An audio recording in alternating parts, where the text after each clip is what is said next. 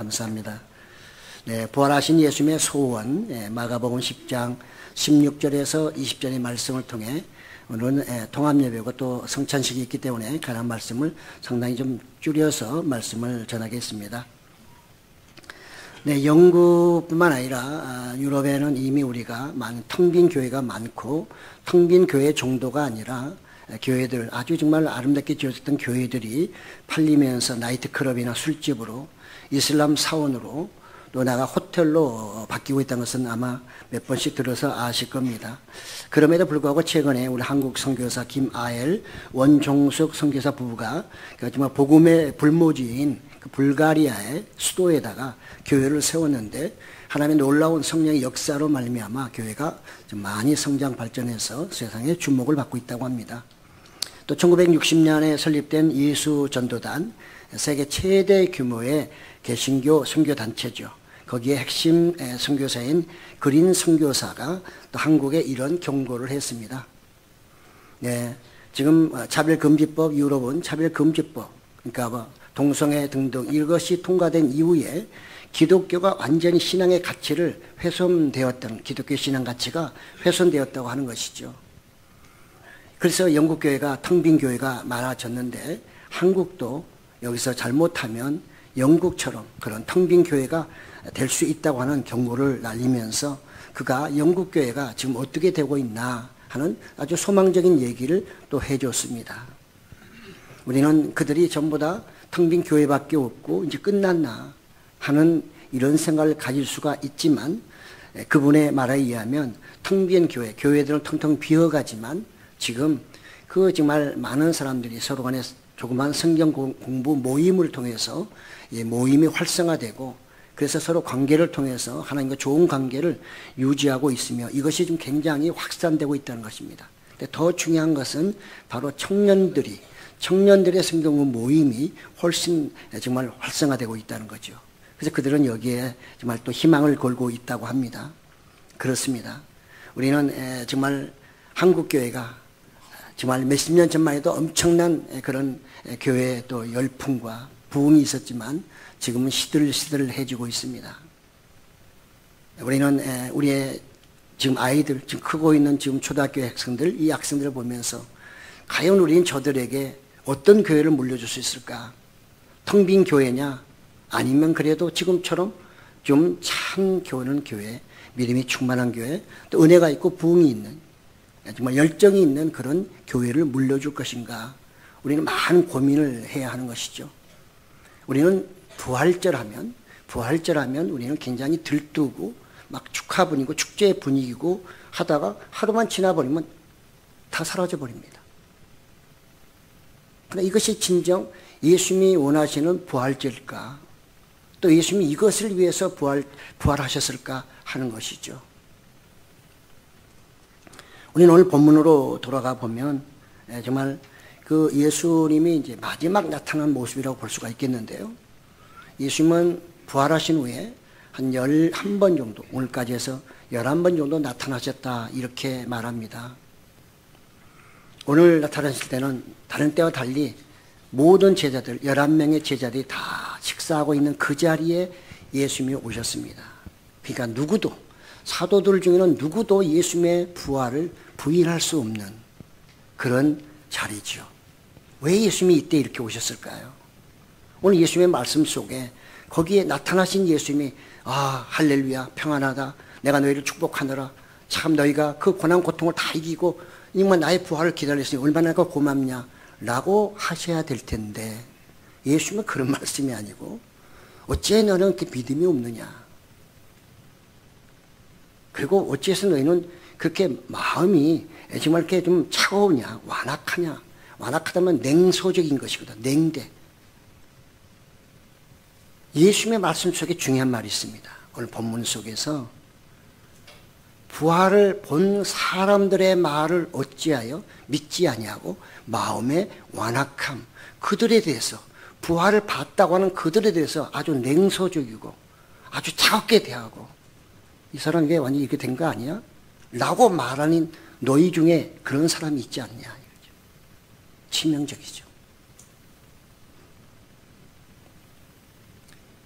예수님은 직접 모든 사람에 나타나기 원하시지 않습니다. 우리가 예수님을 본다고 하는 말은 그런 의미가 아닙니다. 부활하신 예수님이 한 가운 입고 나타나시고 그분 만났다고 이거 보기 위해서 예수 믿는 게 아니거든요. 예수님 하신 말씀 뭐예요? 나를 본 자들, 그 증인들의 말을 너희가 믿어야 되는데 그걸 안 믿고 왜 그들을 이렇게 비난하고 아주 그들을 이상한 사람으로 취급하느냐 하는 것입니다. 오늘날도 마찬가지입니다. 우리가 예수님을 믿게 된 건 뭐죠? 누군가 복음을 전했기 때문에 그 복음을 듣고 믿어야 하는 것입니다. 아, 나는 그거 못 믿겠는데?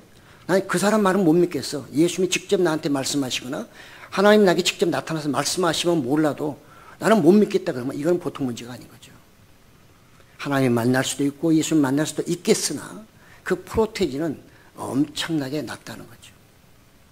평생 못 만날 수도 있는 거죠. 왜? 주님은 이미 부활의 증인들을 통해서 계속해서 복음이 전파되고 있기 때문에 그들의 말을 믿으라는 거죠. 그들의 말을 믿으라. 그러니까 복음을 전하는 사람은 참 증인이 되어야 되는 것입니다. 복음을 전하는 자가 가짜, 거짓 선생, 거짓 선지자가 되면 절대 안 되는 거죠. 또 그런 말을 듣고 믿어버리면 안 되는 거죠. 그러니 우리에게는 영적 분별력이 반드시 있어야 되는 것입니다. 그 영적 분별력이 없으면 내가 예수님 맞다, 뭐 했다는 이 사람의 증언을 그냥 거짓말로 해도 다 믿어버린다고 하면 어디로 가는 걸까요? 예수님 유대인들에게 말씀하셨잖아요. 너희가 한 사람을 구하기에 온 바다 사방팔방 다니다가 한 사람 구하면 그들을 어떻게 해서 너희가 이거저거 교리 집어넣어가지고 배나 지옥의 자식으로 만드는도다. 왜 그런 말씀 기억 안 하실까요? 우리가 분별할 능력이 없으면 마지막 때는 죽습니다.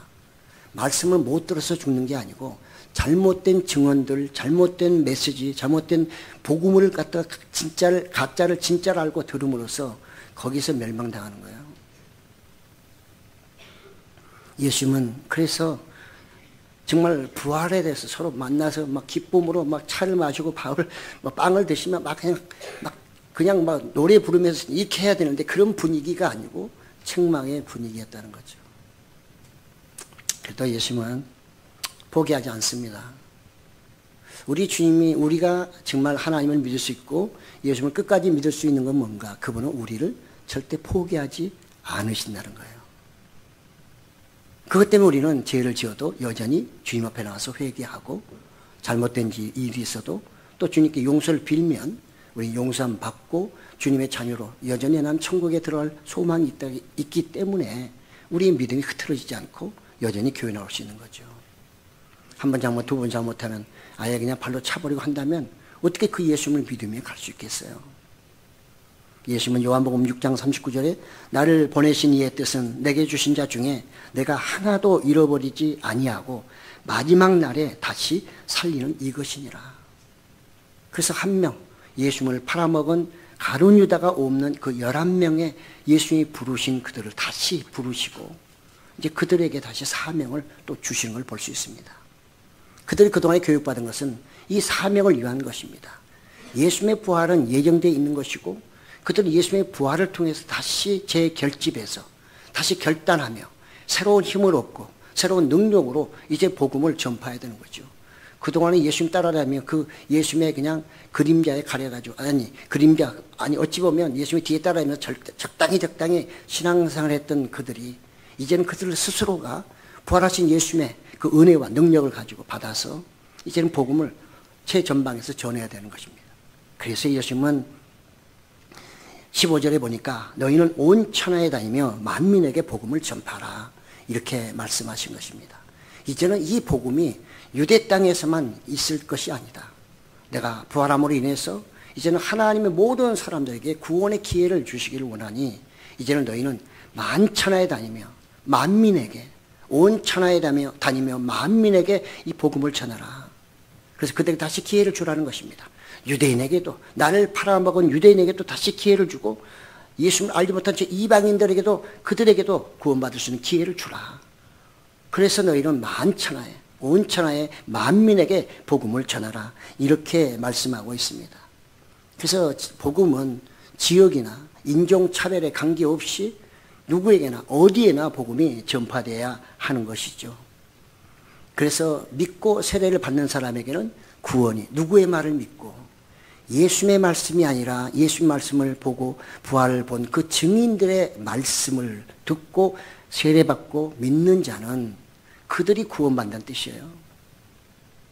그러므로 설교가 얼마나 중요한 것입니까? 전하지 않고 어찌 믿으리요 하는 것처럼 오늘날 우리는 미디어를 통해 정말 방송을 통해서 하여튼 별의 방법을 통해서 말씀이 엄청나게 많이 선포됩니다. 그러나 반드시 이 지금 말씀들은 홍수라는 것도 기억하셔야 됩니다. 지금은 말씀의 홍수 시대입니다. 적당히 해서 듣기 좋게 해주면 그게 말씀이고 할렐루야 아멘 하는데 그러다가 죽습니다. 그러다가 죽는 겁니다. 계속 담궈주면 맛있긴 하지만 시간이 흘러가면서 결국은 어떻게 되는 거예요? 자기 몸은 망가지고 마는 거죠. 말씀의 홍수시대, 내가 살 수 있는 유일한 길은 뭐냐? 진정으로 그 선포되는 말씀들이 진리인지 아닌지, 참 증인의 말인지 아닌지는 분별할 수 있어야 된다 이거죠. 그러려면 기도해야 되고 성령이 나에게 늘 충만해야 되고 그리고 성경 기본적인 말씀을 알아야 되는 거죠. 기준이 없이 그것이 옳은지 아닌지는 알 수가 없잖아요. 그래서 예수님의 말씀 속에 우리가 꼭 기억할 것은 어째요 나를 본 자들의 그 증인들의 말을 너희는 믿지 아니하고 마음에 완악한 마음을 가지고 그들을 냉대하고 그들을 정말 발로 차버리느냐. 주님을 화내신 이유가 거기 있다는 것입니다. 저나 여러분은 다 증인입니다. 직접 보지 못했어도 들음으로 믿음으로 증인입니다. 그럴 때 우리는 전하면 그들이 우리의 전하는 그 말을 듣고 믿으면 구원받지만 우리가 전하는 그 복음의 말씀을 듣지 아니하면 사람만 보고 그 복음을 듣지 아니하면 그들은 구원을 못 받는 거죠.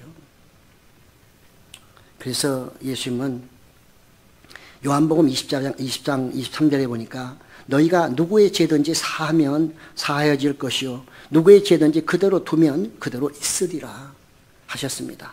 우리는 잘못하면 전도자의 권세가 대단한 것처럼 착각할 수 있습니다. 아닙니다. 저도 아무것도 아닙니다. 저는 아무것도 아니지만 성령께서 하나님께서 저에게 주시는 하나님의 말씀, 진리의 말씀을 선포하는 그 순간 그 메시지만큼은 그건 제가 아닌 것이죠. 그 말씀을 듣고 여러분이 믿고 하는 것이지 저를 믿으라는 게 아닌 것입니다. 우리는 잘못하면 사람을 믿을 때가 있습니다.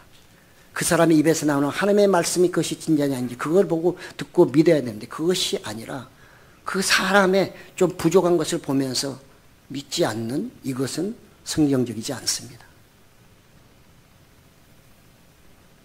전도자도 마찬가지입니다. 자기를 통해서 메시지가 전파되고 사람들이 자기 말을 안 들어주면 그냥 막 저주하거나 정말 잘못된 말을 하는 것은 이건 옳지 않습니다. 그 전도자에게 능력이 있는 것이 아니고 주님이 그의 입을 통해 주시는 그 말씀, 진리의 말씀, 복음 그 말씀을 전하는 그 자체가 능력이고 권세이고 그 말씀을 듣고 믿는 것이 바로 구원에 이르는 것이다 그 말이죠. 그렇기 때문에 전도자도 함부로 자기를 자랑하거나 자기의 권세를 지나치게 남용하는 것은 옳지 않은 것이죠. 그렇기 때문에 전하는 자나 듣는 사람은 늘 경계해야 되고 늘 자중해야 되고 늘 하나님의 은혜 가운데 은혜 성령의 인도하심 속에서 전하고 들어야 하는 것이죠. 그런데 이게 굉장히 어려운 얘기죠. 그러나 또한 우리가 안심할 수 있는 것은 하나님의 영이 함께하는 사람들은 그렇게 염려할 필요는 없습니다. 한국 사람은 한국말하면 다 금방 알아듣잖아요. 네. 미국 사람 한국말하면 어떻게 알아듣겠어요? 아주 쉽죠. 하나님의 백성들은 하나님의 영이 하나이기 때문에 그렇게 또 염려하지 않아도 됩니다. 중요한 것은 내가 교만하지 말아야 된다. 남이 증언할 때 귀담아 들어주는 것이 필요하다. 다 겸손이잖아요. 예수님들 하신 말씀이 나는 온유하고 겸손하니 그 자세가 항상 유지가 돼야 하는 것입니다. 예수님은 그렇게 복음을 전할 때 내가 능력을 주겠다. 언제? 너희가 말씀을 선포할 때, 이 말씀을 정말 전도할 때, 선교할 때 그들에게 능력을 주시겠다고 말씀하고 있어요. 아무한테나 능력 주는 것 아닙니다. 요즘에 TV 보면, 요즘에는 유튜브 보면 참 우습지도 않은 그런 일을 하고 있습니다. 그 도대체 능력 받아서 어디 있습니다는 거예요. 복음을 전파하면 주님의 말씀에는 능력을 누구 사람이 주는 게 아니라 능력은 주님이 주시는 거잖아요. 그 복음을 전파하는 그 사람에게는 하나님이, 예수님이, 성령이 알아서 필요하면 그 사람에게 치유의 역사도 나타나는 것이고, 방언도 할 수 있는 것이고, 여러 가지 표적들이 나타나는데, 아니 그걸 하면서 얻는 게 아니라 그걸 통해서 주어지는 그것을 기대하는 게 아니고, 아예 처음부터 그걸 내가 목적으로 하고 그것만 구하고 있으니 이게 얼마나 비성경적이냐 이 말이죠. 예수님이 이렇게 말씀하신 적이 없단 말이죠. 근데 그런 걸 갖고 사기친단 말이죠. 그 사기에 넘어가는 사람도 뭐예요? 가짜뉴스에 날마다 넘어가는 사람도 뭐냐 말이죠. 그러니 기가 없으면 날마다 속고 다니는 거예요. 우리는 성경을 바로 알아야 되고요. 모르면 배워야 됩니다. 왜? 증인들의 말을 들으라고 했잖아요. 저도 증인이고 여러분들도 증인이 될 수 있는 거죠. 그래서 예수님은 이 이적의 조건이 뭐냐? 나의 이름으로 너희가 복음을 전할 때 내가 때로는 뭘 준다? 귀신을 쫓아내는 능력도 내가 줄 것이고, 방언도 하게 할 것이고, 뱀을 집을 수도 있고, 그래도 죽지 않고, 또 독을 먹어도 때로는 뭐 누가 나쁜 마음으로 했는데 독을 탔는데 거기서 내가 너를 보호해 주겠다. 일부러 뭐 독약 일부러 먹으면서 하는 시험해보고 뱀 잡아보고 나를 무나 안 무나 주고 이런 얘기가 아닙니다. 성경을 정확히 알아야 하는 거죠. 병자에게 손을 얹으면 낫습니다. 낫죠. 이것도 반드시 그 사람의 영혼을 구하기 위해서 하나님 그 영혼에게 정말 하나님의 살아계심 확신하도록 하기 위해서 달라고 하는 치유의 역사를 구하면 모르겠으나 단순히 병만 고쳐주는 것은 의미가 없습니다. 그 사람 병 고쳐주면 뭐 한다고요? 나쁜 짓을 더할 수 있어요. 예수님이 10명의 문둥병자 그 한산시병 걸린 사람 치료해 줬어도 9명은 어디 가버렸어요? 예수님 물어보잖아요. 야, 9명은 어디 갔냐 도대체? 왜 너 혼자만 왔느냐? 그렇습니다. 거기에서 그 함축하는 의미가 무엇인지 우리는 깨달아야 하는 것이죠. 육적인 것만 추구하게 되면 아무리 하나님의 역사로 육적인 것이 치유받고 고쳐졌다 할지라도 그건 육으로 끝나는 것입니다. 반드시 복음을 통해 영적인 변화를 통해 그래야만 육적인 고침이 그것이 의미가 있고 그의 삶에는 늘 영육간에 강건해지고 하나님을 섬길 수가 있고 하나님을 배신하지 않게 되는 것입니다. 그렇기 때문에 예수님은 바로 복음을 전하는 그들에게 하나님의 능력, 표적들을 주시는 거죠.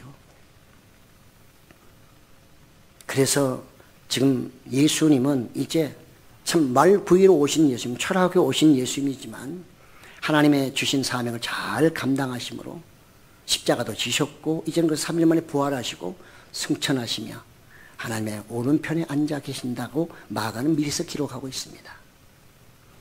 우리는 스데반이 돌에 맞아 죽을 때 왜 돌에 맞아 죽어요? 그냥 돌에 맞아 죽으면 의미가 없습니다. 스데반이 돌에 맞아 죽은 의미는 바로 복음을 전하다가 돌에 맞았기 때문에 의미가 있는 것입니다. 그렇기 때문에 그에게는 뭐가 있었어요? 하나님이 예수님의 그 모습을 보여주신 거란 말이죠. 그래서 사도행전 7장 56절에 보면 보라 하늘이 열리고 인자가 하나님 우편에 서신 것을 보노라. 스데반이 보고 그것을 말하지만 그걸 누가 믿었어요? 스데반의 그 증언을 유대인들은 믿지 않았어요. 그러니까 돌 던졌죠. 그러므로 그들의 죄는 여전히 있는 것입니다. 기가 있는 사람은 진리인 것을 알 수 있지만 기가 닫혀 있는 사람, 마음이 완악한 사람, 불신앙자에게는 주님의 진리가 들어오지도 믿어지지도 않는 것입니다. 여러분의 능력으로 하나님을 믿을 수 있나요? 여러분이 열심히 기도했기 때문에 하나님이 믿으시나요? 천만의 말씀이에요. 다 하나님의 은혜로 여러분들은 하나님 믿게 된 거고 하나님의 뜻대로 살아가는 것이지 그분의 은혜가 없으면 듣는 것부터 안 되는 거예요. 제대로 듣지 못하는데 뭘 깨닫겠어요. 그렇잖아요. 그래서 하는 말이 뭐예요? 항상 감사하라. 늘 기뻐하라. 우리 학생들, 어린아이들, 특히 초등학생들, 엄마 아빠 없으면 여러분 살 수 있어요? 살 수 있다니 쟤는 또? 그 한번 살아봐라. 엄마 아빠 없으면 너는 못 살아. 살 수는 있지. 그렇지만 그게 사는 게 아니지. 남의 집 고알 뭐 저거 들어가가지고 하면 나가 못 들어맞든지 아니면 어디 누가 또 데리고 가가지고 뭐 어떻게 하든지. 그 삶 자체가 고통. 아니 육적으로 먹는다 치자고. 마음은 엄마 아빠가 나나 그리운데 볼 수 없는 엄마 아빠라면 그게 어떻게 사는 거니 너희들. 그래 지금은 잘 이해를 못할지만 언젠가 생각나겠지. 주께서 기억해 주시길 바라고요.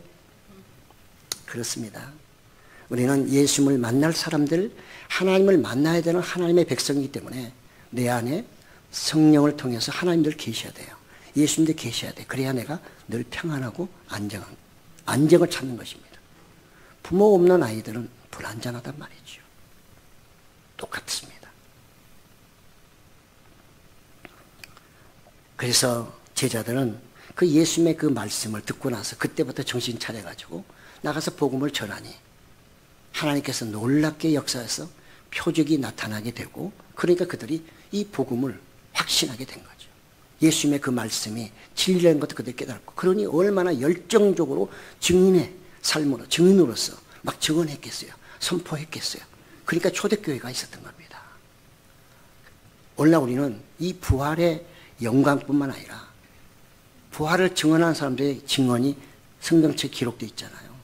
이 성경을 믿어야 구원에 이르는 것이지 성경을 안 믿고 내가 경험한 어떤 신앙, 내가 만난 그런 예수님만 전하면 그건 잘못하면 엉뚱한 길로 갈 수 있는 것입니다. 그렇습니다. 그래서 성경은 우리에게 생명인 것이죠. 우리는 또한 꼭 기억할 것은 예수님의 부활이 마지막이 아닙니다. 예수님의 부활은 교회의 시작입니다. 그 마무리가 재림이에요. 심판이고. 그러므로 예수님의 부활을 진실로 믿는다면 내가 축하할 수 있다면 재림도 반드시 믿어야 하시고 그 재림을 기대하며 예수님 오실 때까지 최선을 다해야 하는 것입니다. 이것이 진정 예수님의 부활을 축하하는 것이고 예수님의 부활이 우리에게 진정 깊은 의미가 있는 것이고 예수님이 이런 부활을 우리가 지킬 때 그분이 얼마나 흡족해 하실까요? 예수님의 소원이 그것입니다. 온 천하에 만민에게 복음을 전파라. 이겁니다. 그 부활의 메시지입니다. 오늘날 교회들이 점점 너무 잘 먹고 잘 사니까 이런 메시지를 좀 잊어버리고요. 교회의 기능, 사명을 점점 잃어버리고 있습니다. 우리도 잘못하면 우리 후손들에게 텅 빈 교회, 빈 무덤을 보여주는 건 좋지만 텅 빈 교회를 우리 후손들에게 주는 것은 결코 바람직하지 않은 것이죠. 오늘 말씀을 통해 몇 가지 정리하고 이제 성찬식을 하도록 하겠습니다. 첫째, 우리는 성도는 교회 공동체 안에 있어야 됩니다. 오늘 예수님의 11 제자들이 함께 식사할 때 주님이 나타났다는 이 의미 속에는 바로 성도는 공동체 안에 있어야 돼요. 그 안에 있어야 함께 주님의 몸을 나눌 수 있고 주님이 주시는 그 말씀을 서로 나눌 수 있고 말씀은 생명이잖아요. 그 공동체를 벗어나 버리게 되면 그 다음부터는 먹는 게 시원찮아집니다. 위험해집니다. 그 성도는 시대가 아무리 바뀌었어도 공동체 안에서 신앙생활을 해야 된다. 우리는 가룟 유다가 떠난 이유가 뭐죠? 예수님을 팔아먹으려고. 왜? 자기 마음에 안 드니까. 가룟 유다가 예수님 팔아먹은 건 다른 게 아닙니다. 깊이 들어가보면 자기 마음에 안 든다는 거예요. 예수님이. 예수님 마음에 안 든다고 팔아먹으면 안 돼요. 두 번째로는 복음의 증인들의 말을 듣고 믿어야 됩니다. 예수님께서 보지 않고 믿는 자가 복이 있다. 도마에게 하셨잖아요. 네가 나를 안 보고 나를 본 사람들이 너에게 예수님 부활하셨대. 그걸 네가 믿었어야 네가 복 있는 사람이다 그거죠. 내가 너에게 몇 번이나 얘기했더냐. 내가 살아있을 때 내가 그 얘기를 너희에게 몇 번이나 했는데 너는 그렇게 증인들이 얘기를 해도 그걸 안 믿어? 이 나쁜 놈아. 이런 얘기죠. 이 악한 놈아. 그래도 불쌍하니 만져보고라도 믿어라. 그래. 그래서 도마가 살아나잖아요. 설에 의하면 그가 인도에 가서 십자가로 순교했다는 말도 있습니다. 그러나 사랑하는 성도 여러분, 예수님을 날마다 보고 믿으려는 것은 위험합니다. 하나님을 보고 믿겠다는 건 대단히 위험합니다. 그러면 잘못하면 귀신을 보고도 예수님이라고 말할 수 있기 때문에 그렇습니다. 성경 보시고 증인들의 메시지를 듣고 믿으시기를 예수님의 이름으로 축복합니다. 세 번째로 교회의 존재 목적은 복음의 세계화입니다. 교회가 존재하는 궁극적인 목적은 복음 전파입니다. 전도하는 것입니다. 이거 빼버리고 그냥 교회 거기서만 뭔가 한다면, 교회에서 그 안에서만 잔치를 한다면 이거는 본래의 목적을 상실해버린 것이죠. 예수님의 부활의 의미를 그들은 완전히 퇴색시켜버린 것입니다. 마지막으로요, 성령의 역사를 전적으로 의지해야 됩니다. 그렇습니다. 우리는 정말 그 주님의 어떤 그 부활을 우리가 꼭 기억하고 나가야 되는데, 그 주님이 부활하신 후에 제자들에게 복음을 전하면 내가 너에게 각종 능력, 표적을 주겠다는 이 말씀을 믿고 우리가 신앙사를 하면, 우리는 영국교회가 텅 빈 영국교회지만 지금은 다시 그들에게 이제는 불이 점점 붙고 있다. 그것도 젊은 청년들 중심으로 성경 공부가 이루어지고 있다고 하는 것은 미래지향적인 거잖아요. 소망적인 거잖아요. 우리나라는 어떻습니까? 우리는 전체적으로 보면 청년들은 거의 교회를 안 다녀요. 고등학교 때까지 잘 다니다가도 청년하면 이제 내가 뭔가 할 수 있어. 청년. 나도 돈 벌 수 있고, 알바에 돈도 벌 수 있고, 우리 엄마 아빠 없어도 나 관계 없어. 이제는 살 수 있어. 그러니까 하나님도 필요 없는 거예요. 그래서 세상으로 나가버리는 거죠. 그렇지만 세상이 그렇게 만만치 않고요. 영의 세계도 그렇게 만만치 않습니다. 그래서 우리는 끝까지 주님을 의지해야 되고, 성령의 역사하심 속에서 언제까지, 예수님 재림 때까지 복음을 전하며 더욱더 주님께 가까이 가고 주와 함께하는 저와 여러분이 되어야 될 줄로 믿습니다. 이런 은혜가 여러분에게 충만하시기를 예수님의 이름으로 축복합니다. 아멘. 주님